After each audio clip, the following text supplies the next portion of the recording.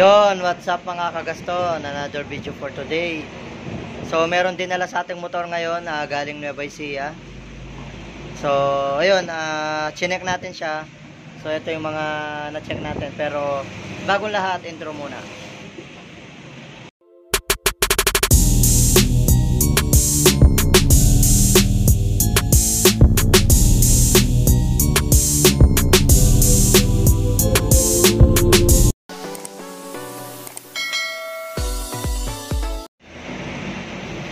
So ayun, ang concern ng may-ari, medyo maingay yung makina sa cylinder head, lalo na kapag mainit na yung makina.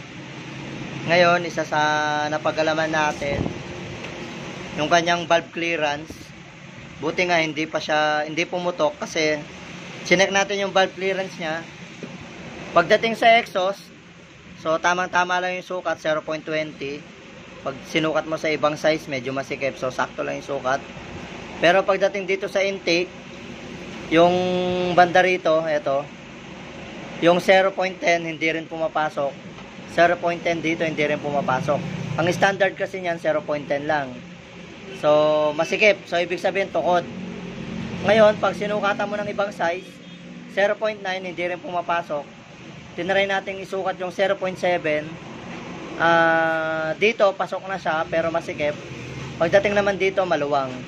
So, yan. Ibig sabihin yung valve clearance niya, kailangan natin magbawas ng shim.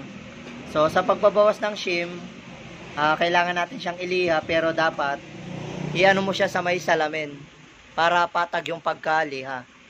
So, ang gamit nating liha kapag nagbabawas tayo nito, 240, panggasgas muna ng konti, tapos isang 1,000 para sa pampino. So, yun, ang gagawin natin dito, magbabawas lang tayo ng shim kasi nga tukod, tsaka yung kanyang tensioner stock naman siya, so i-reset lang natin to. So ayun, let's go. So ayun mga kagaston, finished product na, hindi na natin pinakita. So ang ginawa lang naman natin kasi rito, simple lang, nag-reset lang tayo ng tensioner. Kanina nung dinala rito to, pag unang andar maingay, tapos lalo na pag uminit, mas maingay.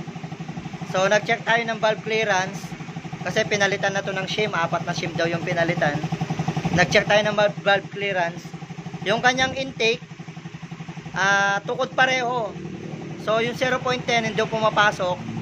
Ang pumapasok hanggang 0.7 lang, medyo masikip pa. So, nagbawas tayo. So, sa pagbabawas, kailangan natin magliha. So, ang ginagamit kong liha, 240. Tapos yung pampino natin yung 1,000. Sabay napansin ko rin kanina yung kanyang tensioner na stock, baliktad yung pagkalagay, nakaganon siya.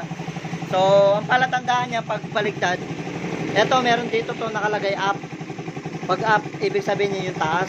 So kanina nakalagay nandun siya sa baba. So baliktad yung tensioner. So ayun, okay na yung motor ni sir. Nagbawas lang tayo ng shim. So sinukat na natin. So nasa 0.10 na yung sukat, reset tensioner. So yun lang, all good sa yung motor ni sir. Galing pa sila ng Cabanatuan tuloy. Cabiao, Nueva Ecija. So ayaw na rin nalang magpakita sa video. So yun, hanggang dito na lang yung video natin. Thank you for watching. God bless.